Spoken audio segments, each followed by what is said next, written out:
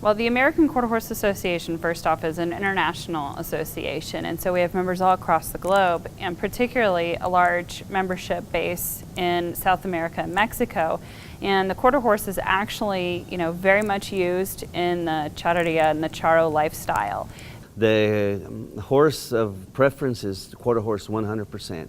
And now a lot of our members are really pay attention a lot to the breeds, different breeds and stuff that the quarter horse has to offer. You got to have a horse that's quick. You have to have a horse that's intelligent and that'll last. AQH actually recognizes two of the suertes, or the events. And so we as an institution, recognizing that we have members who love the quarter horse all across the country, we wanted to tell the story.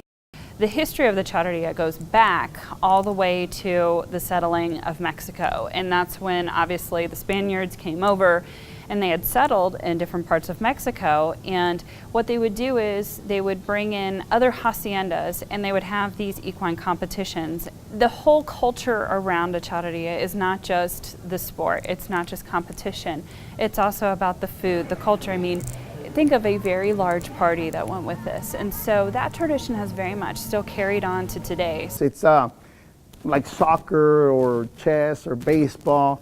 Charreria is handed down from generation to generation. Usually a charro family, a charro father has charro sons and charro daughters, and they have charro grandchildren, and whether you practice other sports, you still maintain the horse.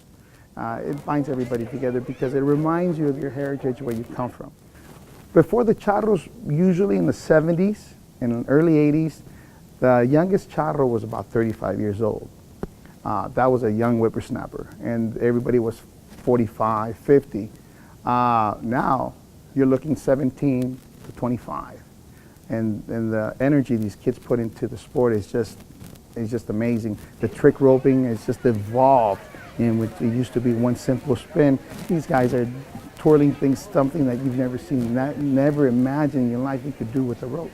There's actually a lot of schools of charreria going on for the younger generation, and there's been a lot of times where I've came across younger kids that are born in the inner cities that don't have the opportunity to be around horses or the sport.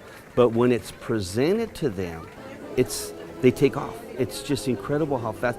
So we're finding out the second and third generation is really more involved with charreria, and they want to practice it. Now they have just a difficulty with the language. That's where we step in and help them do the change, more English versions of charreria. But it's still the same sport. Just a lot of our kids don't speak Spanish. A lot of kids don't speak English.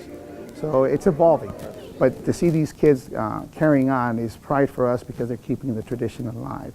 They're keeping our roots alive. The one thing that we heard the most, though, was no matter if you're American rodeo, or another kind of competition, we're all brothers of the horse. And that's really what we want to tell is, this culture that surrounds this wonderful sporting event and how much we all are brothers of the horse.